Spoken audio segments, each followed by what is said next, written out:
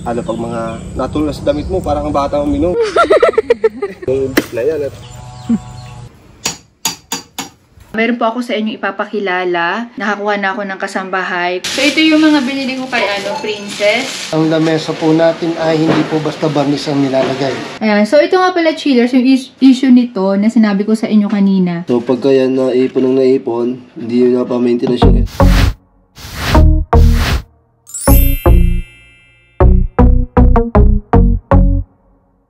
Ayan, segue kami. Dito sa asyenda ng pinsan ko. Iba yan. Yan talaga, oh. May mga kabayo yan dyan. Huwag yung tinatapik yan. Dito talaga sa barangay Pinagsakayan. Iba to. Ang sarap talaga naglalakad sa mga ganito. Iba dito na. Mas mabango dito kasi may maamoy kang tayo ng kalabaw. May maamoy kang ihi ng kabayo. Ganon. Ngayon ula ko nakakita ng kabayo. Mga balaki. Hindi ba sila masusungit?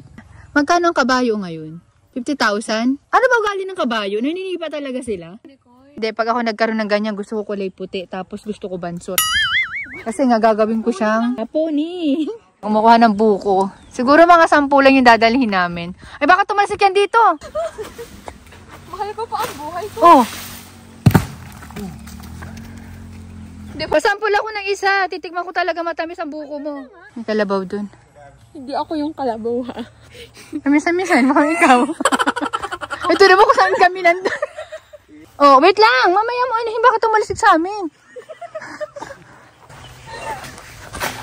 Oh. Pinipigilan pa kami niyan. Na bukas lang daw kami umuwi. Eh, alam niyo na Chiles, pag business, ang hirap talaga. Hindi pwedeng laging, ay bukas na lang. Pero kung naging maaga siya nagsabi, magagawa ko ng paraan.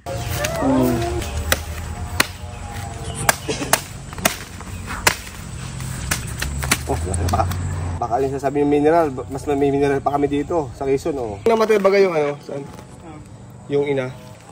Tapos nanganak yan, ako nasa yung anak niya. Pupalong niya. Ito talaga, wapoy pag ininom mo. Kaya dami sugat sa kaya narito yung mga aso yung hindi ko buhay, patay yung mga aso yung... Para saan yung mga kabayo? Baka makikurious yung mga viewers ko. Yan, pang hakot ng mga kalakal, katod ang kupra, kukulamber, yung mga nag-uugnong na yan. Sa'yo lahat yan? Lahat na tanong mo akin yan, yung hindi na tanong nakasanlayan. Wow! May tatanong ka pa dahil... Saan pa kayo naman? Hindi sa mag-ano. Hindi ka sa'yo nga yan. Hindi. Yan sa mga kontrata dito ng mga nagkukulamber. Lahat lalaki eh, no? Oh, kasi pag may babae, nagsisilaban sila, yung mga nag-aaway-aaway yan. Ano pag mga natulog sa damit mo, parang ang bata uminom. Kaya ko pang buhay ako uminom yan. Tingnan mo yung damit mo! Nauulan na lang. Grabe ka uminom, oy! Meron ka pa sa iyo! Kayo dito. Meron sa ilang mo, oy! Tira mo ha, oh, yung uso, oh. Parang... Dapat pala, ang inano siya, maliit lang. Pang baby mouth lang, pag binutas ko sa iyo. Hindi, yung binutas... Hindi ka sure? Pang senior naman binutas ko na. Babae natin, para pala makatingin mo ng ano. Ay, sana ko yung banding man lang.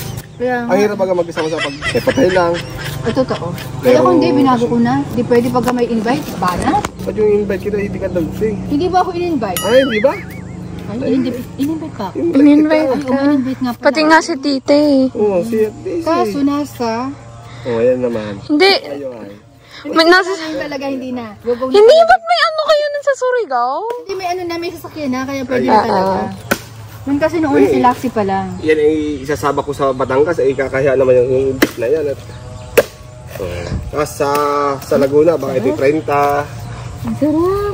Merong presyong 25. Ayos ko may dadalhin. Sige na, kain mo na ako dito. Grabe, mami, ang damit mo.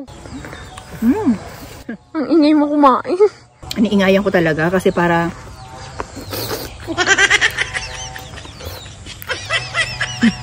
Mukbang tayo ha, mukbang.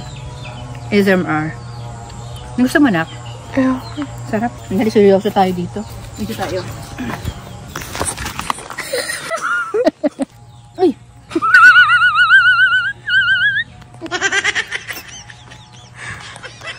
Mabos yung pibuko nila dito. Naman yung damit niya. Oh my God. Hindi talaga yung ano, pagkain na walang chemical. Don't talk when your mouth is full. Okay, ma'am. Kunyari, ginakaw ka lang, ano? Ngayon mga maginakaw. Pumunta nga si Tito Rodel eh. Hmm? Sabi niya kung kaya daw ba isabay yung mga anak. Hindi man nakaya. Bumalik. Hindi talaga kaya. Hindi na nga. Mommy, there's insects! Meron kami uling mga deliver ng Sariaya. Ay! Yan! Basta depend, Talagang kinakamay muna pati. Ano? BPM ko ta. 1 week before, BPM ko ta. Para may banding tayo. Kung gusto nyo kasi mag-banding. Basta 1 week before, sabihin nyo, kasi may sasakyan na kami. Pwede kami talaga makakapunta. Hindi kagaya dati na si Laxi sumasakit na ang balakang kung kakasakay doon. Hindi na kakain mamaya, kayo nilang magkakape. Kakape nila ako mamaya siguro expressway. Sa 7-Eleven pa. Thank you. Babalik uli ako dito.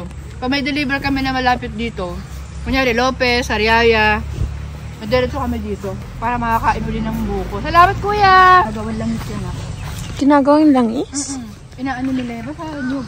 Smells bad. Salamat ha. PM na lang. Saan nyo lang gawin yung magiging kwarto ni Princess. Yan, ito muna siya. Kusina. Yan, tatanggalin yung mga lababo.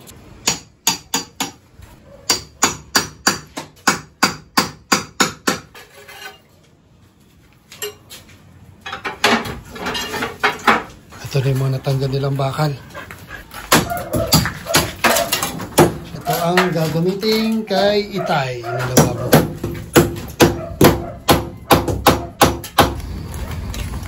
Bali, hinahakot na nila yung mga baklas na mga bato. Hinahagis nila ron sa baba at hahakotin uli yan para doon naman sa nirentahan nating parking dito sa tapat ng bahay. After yan, magsisemento na sila. Bali, nabakbak na lahat. Ito, patatakpan natin. And then, itong pintuan na to, yan, pababa. Pagagawa na lang natin yan para may sariling pintuan si Princess. Yan, nakaisang halo na sila ng semento. Nagpas naman na sa kalahati yung kanilang nalagyan. Kaya lusaktuhan lang yung dalawang semento.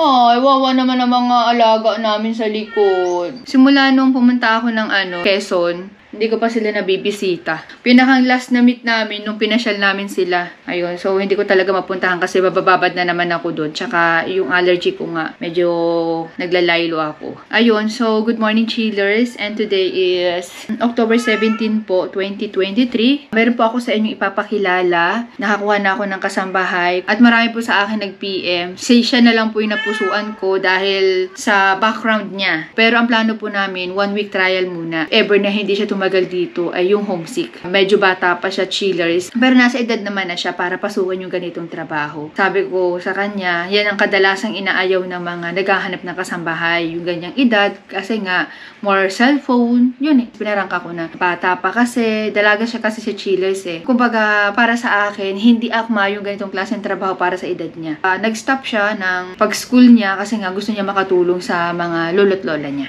Pati na rin sa mga magulang niya. So, kahapon, galing ako ng SM, bumili ako ng mga ilan-ilan niyang gamit. Tapos, mamaya mag-declutter ako dito. Magbibigay ako sa kanya ng mga iba ko pang mga damit na once lang naman nasuot. Yung iba naman hindi ko nasuot. Pipiliin ko na lang siya. Pati yung mga sabon, marami naman ako dyan ibibigay sa kanya. Mga kulon-kulon, bibigyan ko din siya. Yun. Pero bukod dun, bumilihan ko pa rin po siya ng bago. At yun na nga yung binili namin kahapon. Tapos, yung sa taas nga, yung nakita nyo po sa vlog ni Habi, ayan nga yung pinapagawa naming room para sa kanya. Pero sabi ko, malagyan lang ng bed, tapos yung bintana, push na muna kaagad para makalipat na siya. Importante kasi may privacy siya. So, i-upgrade na lang namin yan kapag pwede na. Kasi sa dami talaga ng mga naasikaso dito sa bahay. Hindi ko muna sa inyo papakita kasi hindi pa siya ready. Ayun, so i-flex ko na lang muna sa inyo yung mga gamit niya na binili namin kahapon. Pero yung mga part ng sobrang personal na gamit, hindi na, sa kanya na yun. So,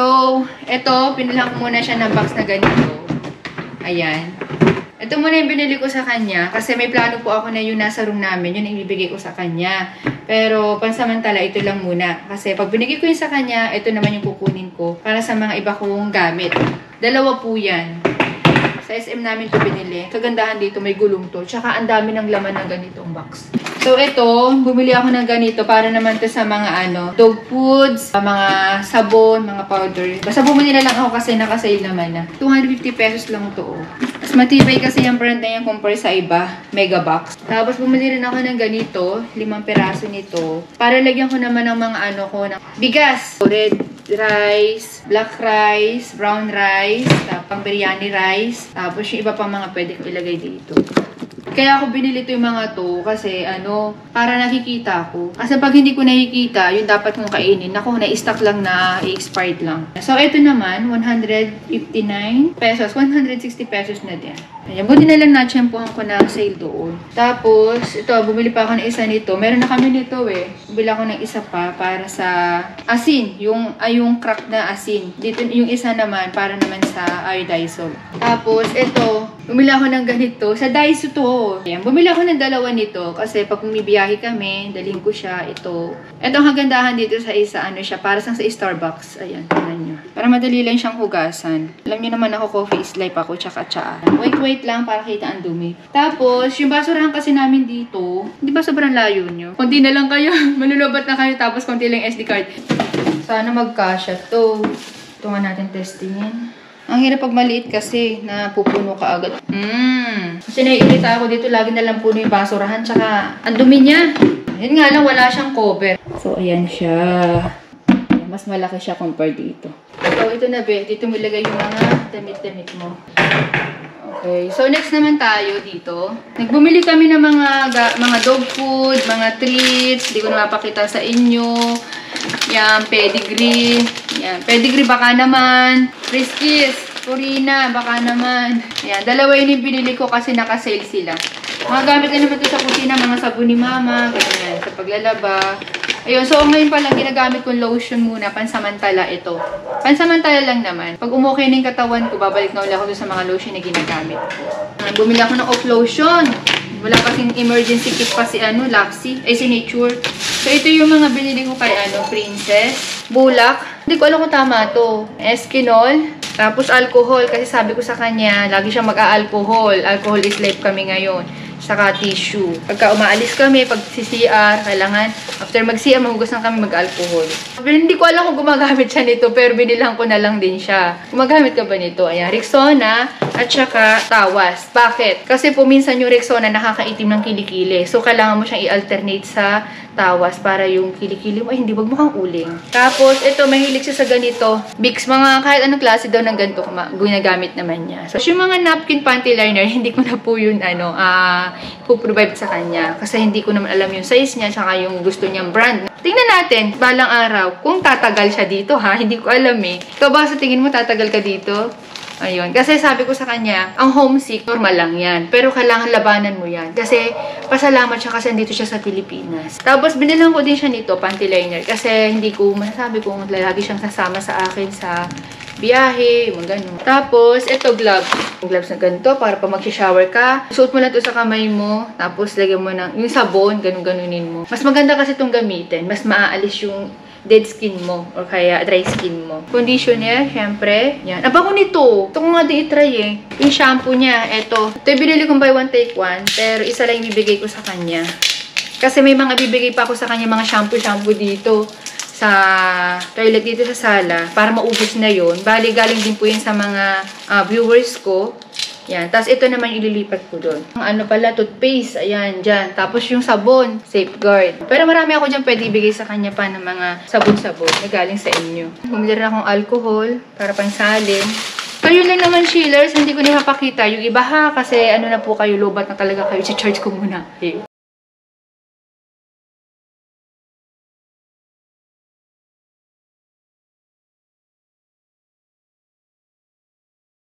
Kain tayo, chillers. Ayan, sinigam na baboy, ulam. Ayan, ito nga pala, chillers. Pinahinto ko muna yung pagpagawa nito. Kasi doon ko muna pinapagawa yung dalawa sa loob. Para hindi nagagahol sa mga set, sa mga sopa. Yan muna. Tapos, bukod doon, sila itay, pinag-iipunan ko rin na kailangan pa daw ng 25 pieces ng plywood para makalipat na sila. Yung sa binil, hindi na muna. Basta ang importante makalipat na daw sila. Tapos yung kay Lola, ayun, isa pa yun sa pinag-iipunan. Ako yung magpapatali sa kanila. Tapos dun sa loob, ayan, gumagawa sila dun. Busy sila lahat dun. Tapos, si Itay ngayon, nagpa-check up kasama yung kapatid ko. Yung pagpagamot niya, kasi kailangan daw i-therapy. Isa yun pa yun sa mga gastusan. Ayan. So, pakita ko nga pala sa inyo yung ganap dito sa gawaan. Frame yan ng lamesa. Ayun yung ginagawa ngayon. Itong frame na to.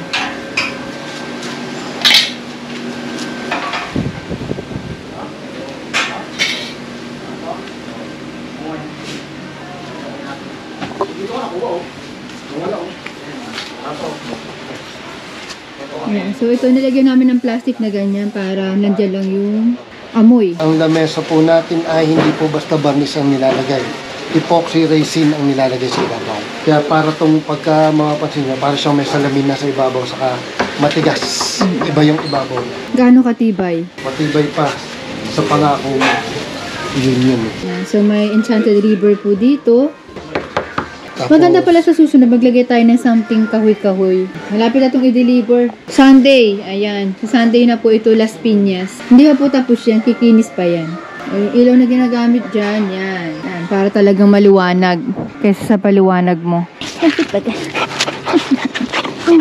Namimiss ka namin. Ngayon ka na kumakit dito nga.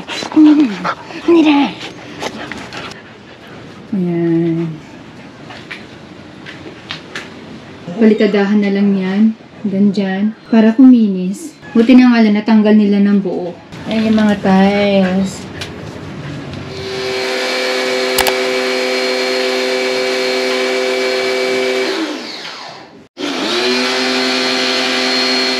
Tapos na, okay. So, yan yung pangalawa nila. Next naman yung sa room namin. Tatlong aircon na yan, 2,500 pesos po yan. Naghingi ako sa kanya ng discount kasi nga po yung isa kalilinis lang din halo. So, pinagsabay-sabay ko na lang din para hindi kami nalilito na ito lilinisan na ito hindi pa. Para isahan na lang. Ayun. So, bari every 6 months po ako nagpapalinis ng aircon para iwas talaga siya sa sira ng relasyon nyo, yung aircon hindi pa. Ayan. So, next naman sila dito. Ito naman yung next. Ayan. So, nalinisan na namin yan dyan. Nag-vacuum na dyan si Hab. Yan yung pinakaunang-unang ano namin, aircon namin. Sa mga magtatanong po, review sa mga aircon na binili namin, okay na okay naman po. Walang problema. Ayan. Ito lang pala, itong isang to, medyo nagkaroon na pala to ng problema. Hindi na siya nagsuswing. I-repair pa nila. Touchy po yan. Tapos yung dalawa na yun, kuya, ano nga yun? AUX, tapos yung isa, DCL, ayan. Kuya, talagang sinadya ko talaga na ba't iba yung brand para talagang matest lahat. Lista-lista na ninyo kung gusto nyo yung ganong brand. So, ako naman dito, ayan, as usual, nag-i-edit pa rin. Walang katapusan na edit. Napakarami ko na ng click. Ayan, kaya nga may mga ilang araw ako hindi nag-vlog para maging latest yung mga upload ko.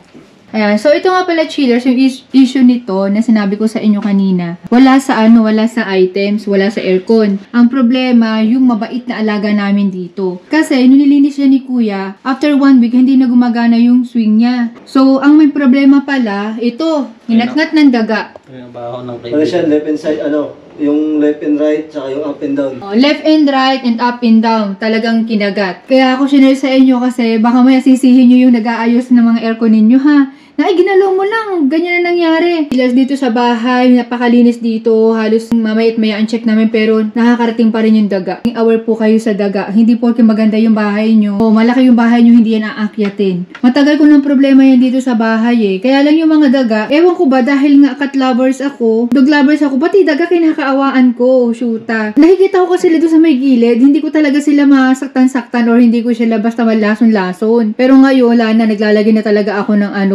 saka yung dinadidikit yung daga, yung lason, kasi no choice na ako eh, dahil lahat ng grocery namin 3 times na, lagi niyang kinakain, kaya ang lulusog nila, yung mga oatmeal ko, yung gatas ko, yung Milo ko, lahat, mga chocolates, mga stock namin na pagkain, inuubos po talaga nila, kaya sabi ko wala na. Yun nga lang, pag nakakuha na kami, si Habi na yung nag-aasikaso, kasi ayoko talaga makita, naaawa ako. Maayos pa naman yan pag didikitin. Replacement, ma'am. Swing motor ng left and right, tsaka swing motor ng up and down. May nabibili naman yan. Hindi ba nasa warranty pa yan? Wala lang pong warranty. Taka niya yung service provider niya ng unit. Kasi 2,000 din naman namin kasalanan. Parts na naman po yan, Kaya paano? Yun yung kasalanan daga. out of nature na pagkasira. Pero kung nasa warranty pa po siya, Pwede pa. pwede pa po yun. Kahit sabihin kasalanan ng daga. Oo nga. Out of nature po. Iba pa rin kasi pa nagsuswing. Buti na lang di nginat-ngat yung ano, no? Yung... Sa signaling communication nito, hindi na po ma-operate yan. Manually na lang yan. Yung lalo na bubuhit sa ganyang kababa, Bubuwit nga yun nandyan. Tapos May kulay din po puti pa nga eh, Hindi niya nabubuwit. pumapasok mo sa swing motor, sa swing sa louver. Doon pumapasok yun kasi sealed naman yan eh. Hindi, maglagay ako kaya dyan ng ano, pain, laso. Sa amin yan, mga nagiging problema namin, mga bubuhit, mga daga eh. Mga tinitira niya, mga wire. Siguro ang gawin kong content ito, bakit nasisira ang mga aircon ninyo? Dahil sa bait, kay bait. Yung ingay kasi nakukuha naman yun sa ano, no, sa hindi nila pinalilinisan. Tapos minsan naman, ano, tumutulo, barado. So makikita mo ma'am ito. Ito daw yung nagiging sign kapag bakit nagkakaroon ng tulo. Evaporator natin marumi, pagka umandar, nagpo-flow po yan, yung water niya, ayan o. Madumi po yan, yung Parang tumigas na siya. jelly na mo, tapos dito po yung nadaloy. So ito yun ma'am. Yan. Yung sticky na jelly. Yan. So yan, pagka kinuskus natin ma'am, yan, jelly yan ma'am. Ay, oo. Buong jelly, ano parang sipon-sipon yan. Yan, madumi yan. So pagka yan naipon ng naipon, hindi yun na pa-maintenance yung aircon. Dito na pupunta ma'am, yan, nakikita nyo. Yan. Meron na po siyang ano. Yan. Hindi na siya mapupunta. Oo, yan. Ano magiging sign ng pagtulo? Pagbara ko, tapos magtutulo na po yung aircon. Dahil pagka nagtulo na po, barado na to. So yung tubig lahat dito, hindi na po siya nakakaagos. Nag-overflow po. Nag-overflow yung tubig. Ayun. So, importante talaga nagpapalinis ng aircon. Hindi yung puro kayo palamig, ha? Masabi kayo, mahal-mahal. Mas mahal bibili ka ng bago niyan. Ganun talaga. May maintenance ang lahat. Mapatao, mapabagay. Kung gusto mong tumagal. Hindi kagaya ng relasyon nyo. Hindi tumagal. Kasi nga, hindi nyo inaayos. Hindi nyo mini-maintenance. Kahit relasyon, may maintenance yan. Ano ka ba?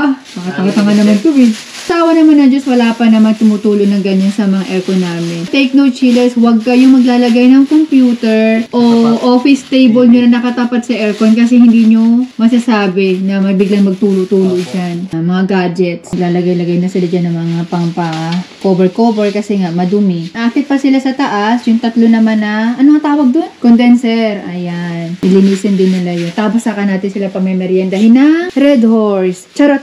Anong gusto nyo? Malamig, mainit? Kape or juice? Ay, tubig na ma'am. Dapat may kulay. Para bongga.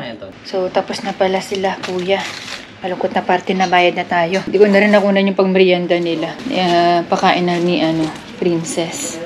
Nadaan pa sila doon sa kapatid ko. Yung aircon naman nila, window type.